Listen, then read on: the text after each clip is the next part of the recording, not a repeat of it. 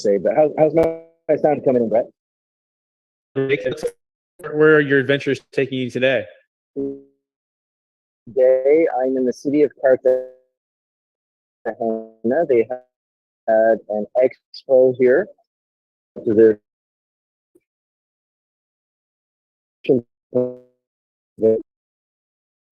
New addition to the Capital Gains Tax Solutions Mastermind. He is a Northern California EXP multi, and he's marketing. If you can hear us, still.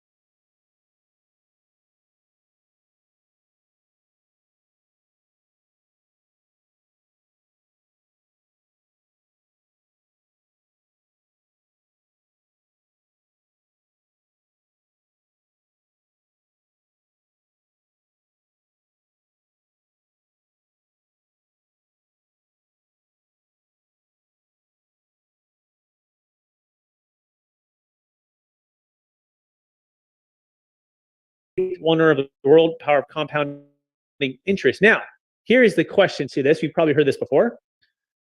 Jake Miller, I wonder if you can take a stab at this. We're talking about tax flow, compound interest with the DST, because guess what? Cash flow is about tax flow. And if we can take the eighth wonder of the world and apply that to what we would have paid of tax, somewhere between 25 and 50% of our gain on our exit, Jake, I'm curious, what do you think?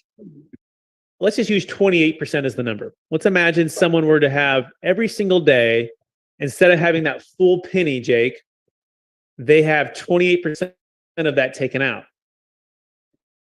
Okay. Instead of that full penny, they got to put the full penny in, but then it gets taxed at 28%. So now they have Right. 72 cents. So they have 72 cents instead of $1, right? And then on day 2, the same thing happens. But basically, every single time they're getting about 28 cents taken out, or 28% is actually the number. Okay. Jake, I'm curious. At the end of 30 days, and everyone can participate as well, you can put it in the chat what you think the number would be. In fact, I want to encourage everyone to put that number in the chat. End of 30 days, before Jake gives his answer, his eloquent answer here, please put in the chat. At the end of 30 days, how much do you think, if 28% was being taken out every time you went to put that penny or that amount in, instead of $5.368 million, what would the number be? What would I have? We got 9 participants, so I'm looking for 9 chats here. Just go ahead and put that in there.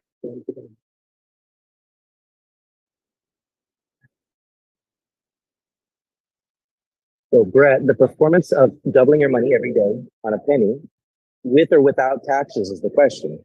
Correct. So should we have to pay taxes, or should we not? If we don't, we get 5.8 million. Correct. Should we have to pay taxes throughout? And instead of having a full penny, we only have 72 cents. And trying to double that versus doubling the entire penny, we're going to be incredibly crippled, and not just by 28%. This is going to probably cut our 5.8. Okay, so Jake's guess is 1/2. Is that your final answer? My final answer. Okay. Pierce York, what is your final answer? I think it cuts it by like 70 something percent. If you're taking it out every single time, right? Because you don't have 72 cents, Yeah. you have 0.72 of a cent. Correct. So 0.72, and then you double it, but then you got to take 28% out every time you're doubling it, right? Yeah, essentially. Or Yep, exactly. is it just the 5.5 is minus 28%? No, you're right. Every single time it's being taken out. So like every time instead of putting the dollar in, you're getting taxed 28%. Instead of putting the next amount in, you're getting taxed 28%. Yeah. So I mean, you gotta just multiply by 0.72 every single time you double. So you're probably going to take out. You'll end up with less than $2 million. I bet. Okay, so is that your final answer? Yeah. Okay, so we got basically $2 million, 1.9. We got 2.6 for Jake. Anyone else? Anyone else? You can put it in the chat. You can also unmute yourself and just tell us what you think. Might be like 900 grand. Give everyone about 5 more seconds. Okay, are we ready? Drum roll, please. Oh my goodness. Yeah, that's crazy. Less than $70,000, ladies and gentlemen, at 28% tax. Now, when I first saw this at the DLP conference last week in New Orleans, first of all, my jaw dropped. Second of all, I said over how many periods was this, Brett? 30 days. 30 days. Okay. Yeah. Okay. Yeah. And I'm still wrapping my mind around this, by the way, everybody. Okay. And I'm getting the slides so that I can share these slides next week with everyone. So that's a chance for you guys to come back. Actually, I'm going to share the entire or a big portion of the presentation because it was so rich from a guy who's I think probably worth about $1 billion and did the math in detail. And so, but just think about that. If that is true, and I believe it is, in fact, he said it was like 67,000 and change, something like that. Okay. If that's true, this is just mind-boggling to think about. 28%, and it shows the law of compounding interest is kind of reversing it, what it would be versus the $5.6 million. So, right, absolutely, over 30 days or 30 period, the difference is phenomenal because that's compound interest. When you have the time, is where you make the biggest amount of your money. Yep, and it's towards the tail end, right? In the beginning. So when you pay a home mortgage, by the way, like a lot of it's just heavy interest up front. You're really not paying principal to the loans. And so this is all happens kind of at the end. But if you're getting every single time in 28%, right? It's very inefficient, which kind of reverses it to not be very, very substantially less. 5.6 million versus about $70,000. Okay. So that's why we're here. That we want to help you not only defer capital gains tax on the exit, but then investing hopefully over compounding interest. But by the way, interest payments from the trust, Jake? Absolutely. Can you take partial interest from the trust, Pierce? Yes. Can you take full interest in principal payments from the trust, a portion of both? Yes. Yeah, so it's your money, but can you also, Jake, take no interest payments for a period of time? For a short period of time. Yeah, right. And that's the neat part about the deferred sales trust. It's flexible in that you can let the law of compounding interest build up or take partial interest payment and let the other amount build up. And this becomes a building wealth machine versus just a tax efficient machine. Now, how do we build wealth with this, Jake? I think there's a couple of things we do, right? Can you talk about optimal timing and the ability to diversify? Really. So optimal timing. In the last session, Brett, we discussed very heavily a 1031 comparison with a ESP, and the biggest impact that it had on people is that you don't have to buy high and then sell high. You can actually buy low and sell high. With the DST, timing is in your court. You don't have to be in one market. Let's say that you're in Texas, or let's say that you're in Alabama, and in the same market, find a like-kind property to roll things over into. In fact, if you find other investments, perhaps everything that you've had has been in real estate and you really love real estate and you wouldn't want to be in real estate. But for a period of time until you find that really great next deal, which might be 2 years down the road, and that doesn't fit into the short time windows of the 1031, right? With the DST, you can invest in the meantime in 5% treasury bills. You can invest in the meantime into a 11% or 29% debt fund, right? And I throw out those numbers very specifically because we have some of those available for our clients, right? So you can do some short-term things in the meantime to take advantage of what would otherwise be lazy money and hold it within the trust until that next big opportunity comes along. The other thing that allows you to do is if you made all your money over your life, was in a business, talking to several business owners right now, and you now want to diversify into real estate or into something else, the deferred sales trust allows you to do that without chopping up your asset into small little pieces for tax purposes. And those are some of the key points of the deferred sales trust, right? Yeah, the power of timing and the ability to diversify your underlying asset into what makes the most sense. Absolutely. And particularly the 1031 exchange right now, we've seen interest rates that have gone to like 6-7%, maybe 5% if you're really well qualified, from about 3.5% to 4%. And cap rates have kind of remained the same. So it's in this influx, right? You used to be able to borrow lower and have a cap rate higher, but now it's flip-flopped. Cap rates are relatively pretty low, and interest rates are higher. And so you're even in a worse situation if you sold at a 3.5% fixed rate debt, and now you're having to borrow at 5.5%, 6%, 7% debt. And the cap rate, let's just say at like 4 or 5. And so this is causing people to say, oh my gosh, maybe I shouldn't do a 1031 now. Maybe I should be on the sidelines. Maybe I should wait. But it also leads into what, Pierce, in regards to a new depreciation schedule. Why is that important? Well, it's huge because, I mean, as you do 1031s, right, your depreciation schedule travels with you. Throw on there your cost seg studies and your accelerated depreciation strategies. And it really kind of like it eats away at it. So as you upgrade, right, you get the benefit a little bit of the new depreciation, but you're carrying that baggage with you. And if you just cut it, you do a deferred sales trust, you're cutting that whole thing, you're severing that tie. And then when you go back and you purchase real estate, or you go back into, a position where you can, kind of like accept that depreciation, you get a whole new schedule. Yeah, exactly. So in a 1031, the old schedule travels, which is not good. So if you own multifamily, it's 27.5 years, you fully depreciate it. If commercial, it's 39 years. At primary home, you don't even have depreciation. If it's stock or crypto, you don't have any depreciation, right? If it's a business, you probably had some, but a lot of businesses, there's not a lot to take there. But the point is, once you convert your equity, your asset sale, and deferred sales trust, at first you're a lender, but then you can partner with the trust and become an owner in an LLC to go purchase, let's say, investment real estate or a business venture. And that particular deal could have a new base. It does have a new basis, and then it could be potentially depreciated. If it's like multifamily, you can accelerate it, or other assets that are depreciable. And that's what we call tax flow. So it's looking at not just cash flow and exiting, looking at the ability to be an owner again after you're a lender with the DST and establish a new depreciation schedule. And so that is the power of the deferred sales trust. So not only using the law of compounding interest to defer your capital gains tax, but then we're using optimal timing to build wealth when it makes sense for you. We're also paying off debt, typically all the debt at closing, at the close of the asset. So you're debt free, you're in a more of a safe harbor position. And then we're looking at ways, I mean, we could call this, I don't even know what you would call it, Jake or Pierce, you have to think about this. It's like, I guess it'd be tax flow depreciation compounding interest, because especially if you've never even taken or you didn't even have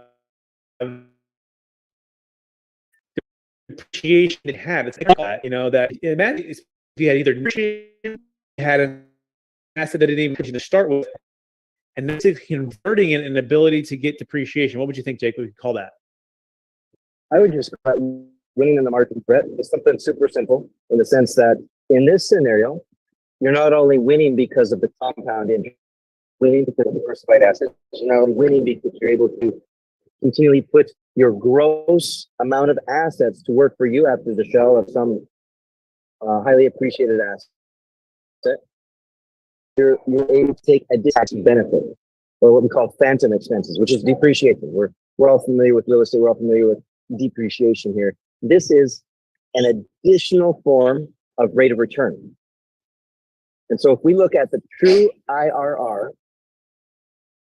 what we find here is the savings on what you owe in taxes, the deferral of taxes, and the fact that you have a bigger pie. So instead of, in your example with the penny, instead of reinvesting 72% of 1 cent, you're able to invest 99% of that 1 cent through this transaction, which is incredibly huge. And so you have a rate of return from the asset. You have a rate of return from the depreciation, because that diminishes what you would otherwise owe personally outside of what we do through the joint venture and how we invest with the trust as a silent partner, as well as the power and control over timing, which you can't really put a number to that, Brett. But that often is what opens up the power and control over being able to deploy your fund in the timing that makes the most sense. Instead of trying to forcibly, hey, it's a good time to sell, and then forcibly trying to buy at the same time, sometimes that just doesn't work out. Amazing. I love that. And it spurs some thoughts here. I'm thinking there's like tax flow 1.0, which is defer the capital gains tax, depreciation and cash flow. Tax flow 2.0, create a new asset LLC, create a new LLC which purchases an asset which establishes brand new depreciation schedule. It's kind of like Web 1, websites, and the Web 2.0, Web 3.0, right? And I think Web 3.0 would be using, the things like cost seg to bring it, accelerate it, right, with the DST. So, Pierce, are you? I would actually change that, because cost seg and all that other stuff, people are doing that today. Okay. I would say that's the 2.0. I would say 3.0, Brett, would be the resetting and gaining of a new depreciation schedule, because nobody else can do that. Right. The reset and gaining of a new depreciation schedule. There it is. Okay. And maybe it's like a tax flow compound return, or phantom tax flow compound return. The secret to phantom tax flow compound return is tax flow 1.0, 2.0, and 3.0. And well, Brett, that's why you're the author of a book and all these other things, because you have a magical way of phrasing stuff. Okay, cool. Pierce, are you feeling that? What are you thinking? Yeah, I think it's a good start. Okay. I think it's a good start. Right. You're thinking about that, okay? We'll refine it. Good. All right. For this part of the master class. That being said, let's dive into the deal stories or escrows or live deals, or and then we'll go into like questions from everyone else. And we do welcome Edmond, Camelia, Christy, looks like Lou, Maria, Micah. By the way, Micah, I think it'd be good to hear from Micah. Micah, it's been a few weeks, at least since I've been on. I was gone last week traveling. Michael, are you there? I think she took a You take a call from a client trying to get on this call. Okay, perfect. Sounds good. We'll see you in a minute. Okay, so which deal should we go over? So Brett, I have one. Okay. I think we should talk about our good doctor. Yeah. And not the entire deal, just the piece that happened this week. Okay. And what do I mean by that? He's receiving installments for a partial purchase of the shares of her medical clinic, of her medical practice. Mhm. Okay. So she's getting bought out by a larger conglomerate who's staying on, who's getting a partial conversion of some of her shares into the shares of the larger company. And she had a choice to convert part of this next installment, which was $1 million. You had the choice to convert part or all of that into the larger company shares or take it as dollars. Now, this is the magical thing about the deferred sales trust. It can receive either of those options. And so it allowed her, outside of tax ramifications, to truly, in an unbiased way, decide, am I going to make more money with my next installment of $1 million? Am I going to make more money converting that into shares that'll land inside of my shares of the parent company, the conglomerate? Am I going to make more money with those shares in my DSC or finding my own investment? And until about a couple of days ago, 2 days ago, she was going to do 50-50. She's going to do 500,000 shares and then 500,000 into some of these other real estate investments and some of these other business investments that she has access to. And then just recently, Brett, and I'm pretty sure that you were involved in an email thread, that she decided to take actually all $1 million and invest it her own way, where she felt that she had more control and she'd be able to, for her and her family and her household, have a higher rate of return. Amazing, right? Flexible and multiple ways to defer the tax. The DST comes alongside to help with that. Yeah, it's a great.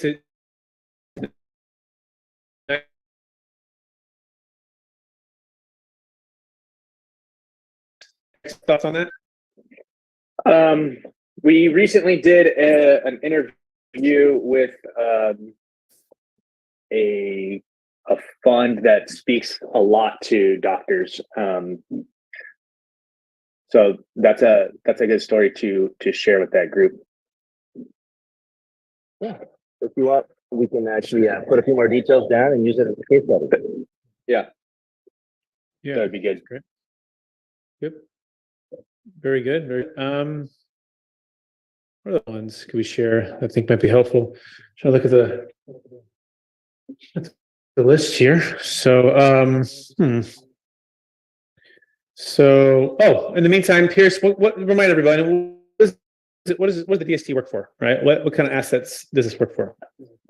Yeah, so deferred sales trust works for any highly appreciated asset. It could be a stock or it could be a business. It could be real estate, commercial, or primary home. It could be crypto. It could be a racehorse. Where are we at with the race? It's not for me or Jake yet. I should probably follow up with him. It's been a while. There was a deal temporarily on the table. I believe it was a $16 million deal. But Freaking expensive horse, man. People have to get a little bit closer to the finish line, so to speak, on the purchase. Mm. Oh, Brett, there's a deal coming to the table right now. There are several owners involved. It's an $8.4 million business sale. Mm-hmm. And their tax advisor is bringing this deal to us this week. They plan to close in 1 month. And they're wanting to see how this would be beneficial to them based on the interests of several different owners involved. There are 2 that are the majority shareholders, but there are like 7 owners altogether. So maybe with this coming to the table next week, tell the audience that we have here today, what are some of the first questions or comments that we make to individuals who are considering the DST, the deferred sales trust, for the first time? How do we qualify a candidate, Brett? And then what are some of the key points that we ensure they need to know so they can evaluate whether this is a good fit. Yeah. So first of all, let's start with the timing. Timing is super important, right?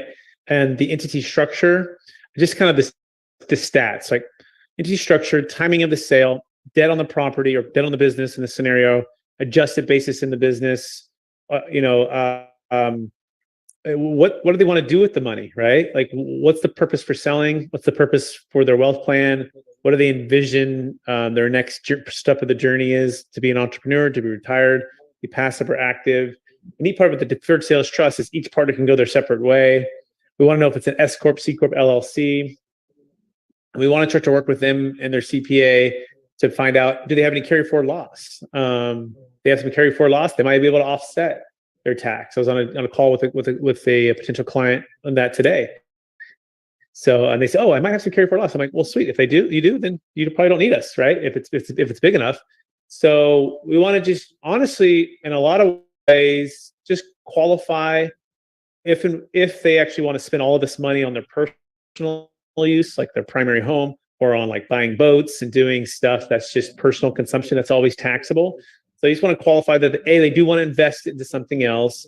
B, they don't need all the money up front to spend on personal stuff. C, we have enough time to put the structure and the details together into the contract.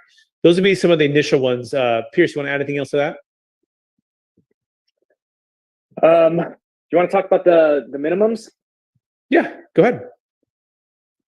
So just to qualify for, something, if you're thinking about this, the $1 million net proceeds, $1 million gain is kind of like the minimum that is that per person, per transaction. How would that work on this $8 million deal, Pierce? Yeah, so that works great for this $8 million deal because it's basically per transaction. Or if you have a couple transactions that you could put the total net proceeds into, probably two, $1 million. right? Two at 500 each. Not really like two 500. Yeah. When you say a couple, I think something that we want to kind of avoid is the guy who has 100 single family homes that are worth 150 grand a piece, and their taxes, $7 grand on each one, right? Yeah, the good rule of thumb is if you have two at 500 each, you can combine it into one DST, basically at $1 million. But when you start getting, and now let's say imagine you have one at 700 and one at 300, that's good, that's fine. You basically want the two to have $1 million gain, $1 million net proceeds. And then, on the $8 million deal, that's a percentage of ownership. You might say, what percent of ownership are you?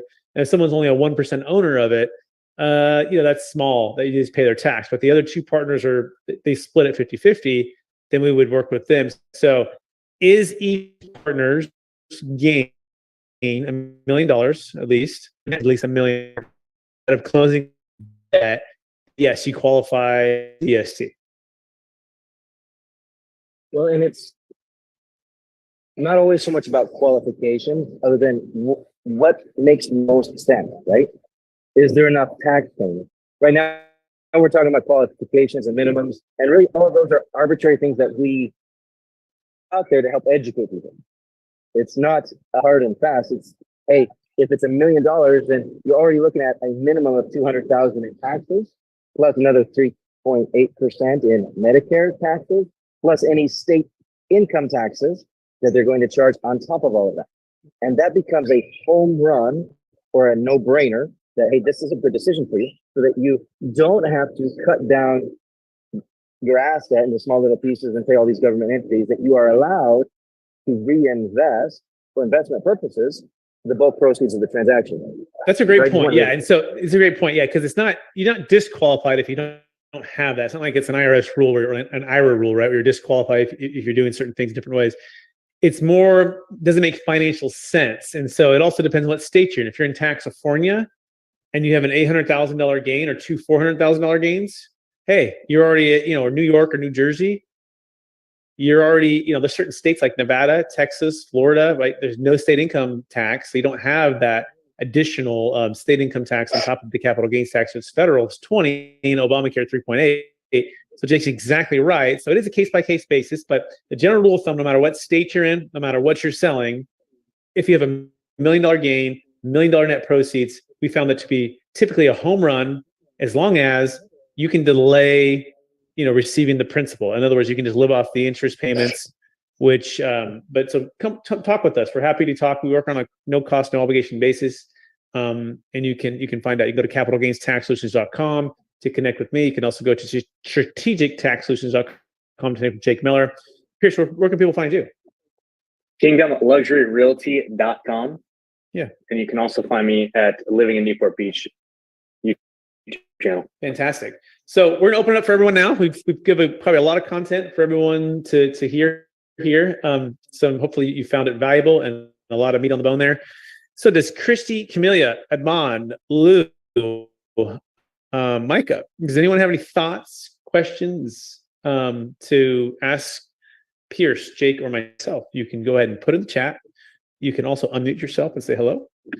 And it could be about maybe just a few things, Brett. It might be nice to talk a little bit about your commercial realtor experience. I say that because with Christy, I mean, you can see from her profile image that she's with Keller Williams. She and I had a nice conversation before this call about some of her clients that could really utilize this strategy. Clients that perhaps a 1031 is not a good fit for, and clients that have higher dollar transactions. By the way, she's in the near Dallas, Texas area. And so rather nice lady and very, very insightful questions. Excellent. Yeah. And I'm going to couple that with, I actually got a message from Adman regarding a scenario where the DST utilizes the 1031 at all. In other words, I think he's asking, is there a scenario where you could do a little bit of both, like a bifractured 1031 exchange? And the answer is yes, Adman, right? You can. In fact, we do, depending on what we're trying to solve for. There's multiple deals where we're doing partial Delaware 1031 exchanges, partial traditional 1031 exchanges, and partial deferred sales trust. Okay. And it just depends on what their debt over basis issue might be. If they have debt over basis, it's one thing that deferred sales trust cannot defer is debt over basis. On a 1031 exchange, we want to exchange the debt from the property and the asset that she sold into another asset to replace that debt. And that allows us to do the rest of it into the deferred sales trust. So in fact, Jake Miller and I just closed a deal like that. It's actually more common, I think, today, because a lot of people did cash out refis over time. I was on a call with a gentleman today, exact scenario. He's selling about a $4 million asset and he has about 2.6 million of debt. His basis is basically zero. And he goes, look, I don't want a 1031. The last thing I want to do, I want my capital liquid and diversified. But he goes, but I don't know how to get that out because guess what? He's in Tax-California. So that's faced with we estimate to be about $950 to $1 million of tax, of ordinary income tax alone, because his debt over basis is so high. And so each situation is a little bit different. But the answer is yes. Jake, you want to add any of that with multiple ways to exit? You know, Brett, I oftentimes tell people that it requires comprehensive planning when you are experiencing some of the largest transactions of your life. That you should utilize or view the deferred sales trust as the keystone in the arch. It is the keystone or the principal strategy that has the biggest effect and provides the most flexibility, but that doesn't mean that we don't interject and add to the deferred sales trust several other strategies. When it makes sense, when it is necessary, at 1031 into a Delaware Statutory Trust Fund, or any number of other tax saving or winning in the market strategies that we can implement to make your overall outcome even better. Well said. Absolutely. It's a good question, Adman. Now, Christy, if you're there, I would love to say hello to you, Christy. I always like new guests on our mastermind. So if you're there and you want to unmute yourself and say hello, and if you want to do on video, even better, you can do that. Otherwise, you can just check us out like you are now, which is cool. Hopefully, maybe you're in a spot where it's really busy. But we do have Micah here. Micah, how are we doing? You're back. I am back. How are you? Doing well. What thoughts or questions or comments do you have from everything we've been talking about today? Any thoughts on like the tax flow, compound interest thing we talked about in the beginning, or any of the above? Well, I personally just like the flexibility that you get so that you're not stuck in paying or doing a 1031 exchange when it might not make sense for you to purchase another asset. So it's kind of just a powerful tool in your tool belt. Absolutely. Yeah. It's just to get a chance to get that flexibility and that freedom from having to own and manage and do all of the things. I was on a podcast this week and they asked me for the transformational story, and it brought me up to the reminder of Warren's story about the two twins, right?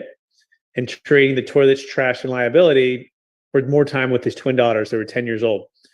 And he was driving 4.5 hours, remember that? Into Placerville to have to manage the property. And part of his heart was like, I want to take care of my tenants, and I put a lot into it. But the other part is it's taking me away from my family. So many years when they was like that freedom. He talked to him. He's just like, you guys remember it was about what, 2 months ago he got on here and we were talking. He's just like, it's so nice to think about that problem more. Like sometimes you don't realize what a burden is until it's gone, right? And then all of a sudden you're like, whoa. One day you look up and it's been a couple of weeks since that thing's gone. You're like, my shoulders just feel lighter, right? Is that what you mean by that, Micah? Or maybe I'm on a whole other spot here. No, that's definitely part of it, because I mean, you really don't have to do that window of when you need to purchase that next property, or when you have to do, and just the flexibility. It's an amazing product. It really, really is. And Micah, what do you think some of the biggest objections might be for someone though, like who's learning about this for the first time? They would say, who is Jake Miller? Who is Brett Swartz? Who is Micah? How does that all work together too? That's true. I mean, yeah, there's a lot more moving pieces. There's, you have a trustee, you have a financial advisor, you have attorneys. I mean, that's kind of going to go hand in hand with just how it needs to be structured. But the nice thing is that you have Brett along the way to kind of help hold your hand and make sure that it all kind of goes from point A to point B and really paint that picture for you. But maybe I would say some of the bigger objections for a person that's finally hearing this for the first time would be becoming a note holder instead of being the asset holder of the property or of the deal. So smart. And Jake Miller, how would you answer that? Hey, I'm no longer an asset holder. Like I'm giving up ownership that I've always run my business, my real estate, whatever, right? What would you say, Jake, for that about becoming a note holder? So this comes in line with some of the education that we provide, which is important, which is also why it's important that we get in front of a transaction, not days before, but preferably 30, 60 days or enough time so that people have the opportunity to get educated by us, then double check us with any resources they might have to find and confirm that what we're portraying is true and real. Then they can feel confident about what we're presenting. In this circumstance, it's really important that they know and understand rights to an asset, whether it's ownership rights or lendership rights. And I always like to compare this to a home because everybody is familiar with mortgages. Everybody's familiar with debt on a home. And a homeowner possibly could lose rights to their home to a home lender that has superior rights to that home. Should that homeowner forego payment, that home lender can step in and take the property. And so similarly with the trust, you're going to switch from ownership of an asset to lendership of an asset. That asset moves into the trust. The trust now owns the asset, but you are in a superior position by being a note holder. The way the contract and everything else is written, you have lendership rights or creditor rights and have the ability to take control of the asset of the trust, to liquidate or to remove a trustee. So at the end of the day, we have a trustee that allows for the deferral of an otherwise taxable transaction, which is incredibly important. It is integral that the IRS would ever look at this transaction, that they see somebody between you and the transaction so that you're not taking constructive receipt. As long as that is there, the trustee works hand in hand with you. Oftentimes there's a dual signature process. The creditor, the new creditor, which once was the owner, the new creditor has to sign off on every investment the narrative to know and understand that change is over the responsibility to do what's in the best interest of the trust asset and those beneficiaries of the trust. At the same time, the trustee can't do anything without the approval of the creditor, the lender, which is where the asset originates from. Amazing. That was genius. That was brilliant. That was so succinct. So if we give her the Jake Miller. By the way, he is coming out in the book. He'll be in the book right here. Billion capital gains tax exit plan. I got to check it. In fact, you know what? Just for everyone, so you can know, why don't I read a few words from the Jake Miller? In fact, the Jake Miller, which is amazing. It's called How the Deferred Sales Trust is a Game Changer. How it's a game changer. It's on page 87 for those who maybe have looked at the book on Amazon or your Kindle. Might be a little bit different on the Kindle Fire. And what's really great about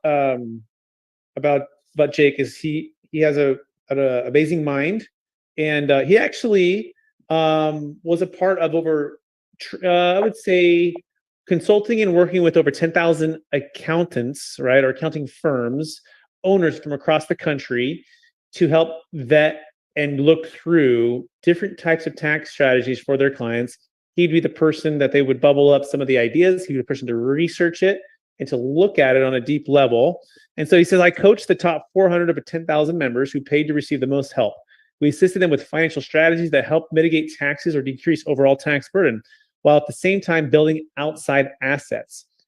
By doing that, I would receive strategies from CPAs across the country. Sometimes they were good, sometimes they were bad, but I'd have to vet them. I'd have to go do the due diligence and say, is this something for the whole group? Is this something that we could warn people about in case it's not, up to par for the standards of track record and IRS audit and all of those things? And he goes, sometimes you go to these dinner seminars with some attorney and it ends up being some kind of kooky thing. Or maybe it's just so new that the IRS hasn't tested it yet, or they haven't done it thousands of times. And you can really give advice on something if it hasn't, you can't really give advice on something if it hasn't really been through the filter. It makes you wonder, is it a safe thing? That was my job, not only to answer the questions, but to do the due diligence on the various strategies we could come across. So that was the first reading officially out of this book on a live stream. So Jake Miller, let's give him a round of applause for that wisdom. He just shared with us and the wisdom in the book. Jake, any thoughts on that? You make me blush, Brad. I didn't know that you were going to read that out loud. It's important and it's imperative that here in this public format that we have, it's recorded, it can be replayed, it's going to be out there on the internet forever, for all time, that everything that we're providing people is sound and good. Like it's correct. It's not our thoughts, it's not our opinions, it's what we've found to be factual, and it's what really can help everybody. Now, of course, everyone's situation is a little bit different, and we definitely should, with this strategy, our advice and our support to everyone involved. But again, something incredibly important based on my comments that you just read out of the book, some facts about the deferred sales trust. The deferred sales trust, there's been thousands of them. There are billions of dollars deferred that people did not have to pay taxes on because they used the deferred sales trust. There have been an IRS review or an IRS audit in regards to the deferred sales trust, which is important. That is a good thing. That provides a history. And second important to that is the outcome of the review and the audit. The most important part, right? Currently, the deferred sales trust has a 100% track record. It's batting 1,000. Out of all of the 22 reviews or audits over the last 26 years, there have been 0 findings, which means the IRS found nothing wrong. And there have been 0 changes. Sometimes, even when the IRS says it's not wrong, we would recommend or suggest or we demand a change. They did not do that with the deferred sales trust at any time. And that is amazing, Brett. Out of over 423 strategies that we implemented with this CPA firm owner association, there were only 2 with 100% track record, and the deferred sales trust is one of those 2. Amazing. Yes. Jake, that was fantastic. Pierce, any thoughts thoughts before we wrap this up today on anything that was just said? I just think that sometimes people don't really grasp how awesome it is that there's been so much. It's been tested through the fire so many times. People are like, "Oh, is it like too good to be true? Is it even legal?" And I mean, like when I tell people, yeah, it's had like 23 like audits and reviews, like all of them, no changes, no finding, 2 like deep audits where they like literally like whiteboarded everything out. I was like, and then I say like no changes, no findings. I kind of like say it, and maybe I don't pause long enough for them to like understand. Like it's like a home inspector going into a house and saying like, "Oh, your house is perfect." After 23 years, it just doesn't happen. 27 years. I keep saying 23, man. Has it been that long? You're getting old, Pierce, with those Dude, I was just thinking, man. Time starts to just move. Dang, 27 years. Wow. Yep. Yeah, that's incredible. Yep. To have something that long with the track record. I mean, I guarantee you the 1031 doesn't have that. People have failed their 1031s for sure. Way too many times. That's a good point. People have failed it, right? The 1031 hasn't failed, but people have failed it. That's a good point. That's a good point. It's a great point. Yeah, I wonder how many DSTs have actually people did. Well, we just, if it passed certain things, we don't do it. So that's part of why we have a perfect track record, because we don't step over lines. That being said, I want to do a little tease for next week, by the way. So I was at this big conference, right? It was really cool. And people are asking lots of questions. And then one in particular had said, "Hey, I talked to other CPAs about the DST, and these are some of the challenges." And in fact, I want to cover this next week as a thing. He says this. I had a conversation with the accountant group, and they had some knowledge of the DST. Okay, I'm kind of paraphrasing this.